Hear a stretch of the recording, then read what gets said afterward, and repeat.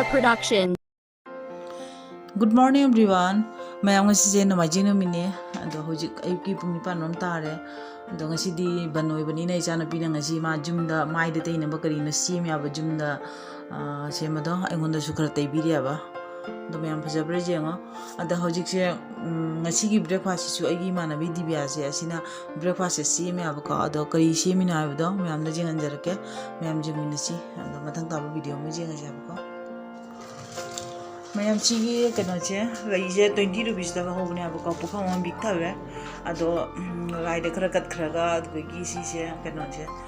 rai bring aiga monogona bring jaba ga thamni me abaka pamu na to kaja train ji je good morning mayam ji ngam mamang dei chan pina ingonda kanangi mana ne jungi bochi kali kali sima dum dei jaba ado do ngasi na maji dum dei baluga mana eng su dum dei bi abaka ado dei bi do mayam minitra mangara thamaga Ayu jatuh ya buka, ada kayak tadi no kali no ayu bicara, hantu su hajar ya buka, ayu tu kau matang tahu video mayam jadi nasihat. Mayam jensi ngasigi Canada no pina siamba breakfast ya, dibiana siamba je mana ragi gi roti uidini ya buka. Ada aina nahan siamba ga pura different oil ya, madi makuna pura gane semaina pakta hoga siamba oil ramya buka, jam bajana tahu dulu yang makutta na semaina pakta na kiam jauh na tahu dia buka. Sigamu haure. Do ising sini ne matak tane semain taira ga hau ya buka. Mayam jensi. Hawado mong man riango aina nan hawo tuga siga phajana khenare asini dibya aina haibase ko Canada no pinia ba akoi ga baimina ba mana hawbani ngasi breakfast ma dum hawrage charo na haiba ko adugi mana dum hawre mayam sini ragi gi roti do ado mana coconut chutney ne semi ba ko asini mayam hojik breakfast ho ne ba ko ado ay khoi gi saruk su pire ado hojik na sigana moi mate manau ne ba ko macha singa asina magi husband ni ado sina dibya ni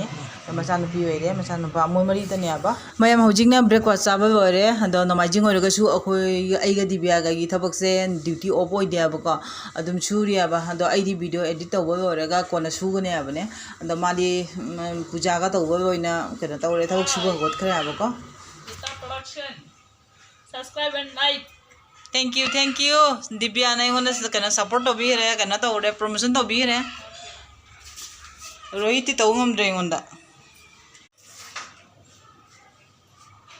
Jam haide cycle thobuga. Ai gon thoje ba kani yung.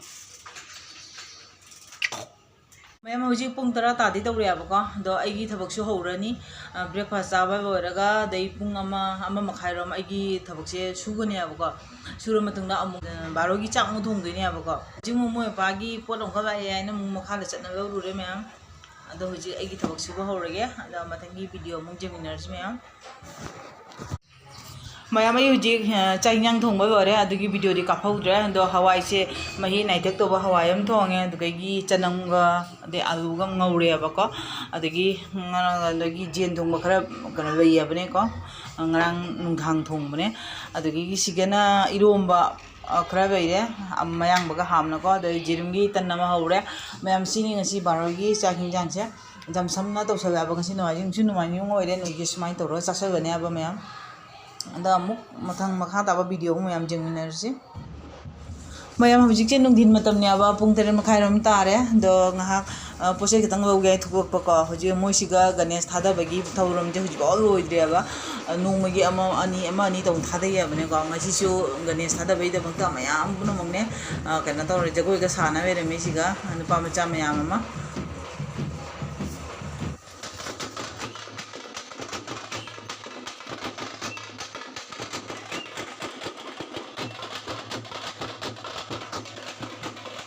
Chunu kumaroi ma. Koron thoktam. Ye school kuma ma. No na. Chunu ai pa ji Rohit pa no. My favorite Rohit is good boy. He is studying. Chunu. Used to play You complete your study. Complete. Finish. young sister. Younger. mayam hujingna nungthangi pung nipan makai mapan tarak tore aba do ngasi jirum khotang thonge de dibya oi du su kara pi gire abne ko aduga aina khongdung khara su ngau boi kari oi tawre aba ado sikana chanar ga badha ko bi ma ngau re aba ko adugi gise dibyana ne ma ragi bol do ragi moti do moi nungthang na moi si chai aba ko ragi hinjang ga loina na anda machi su ma matumum bi aba dongi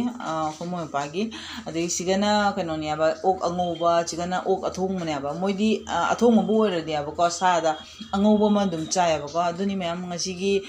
nungthangi kano se dinner se ko dinner hai tare nungthangi chak hinjang ni sine aba mayam aidi khongdum acham je sa de ne aba aidi ati jam charo aba ko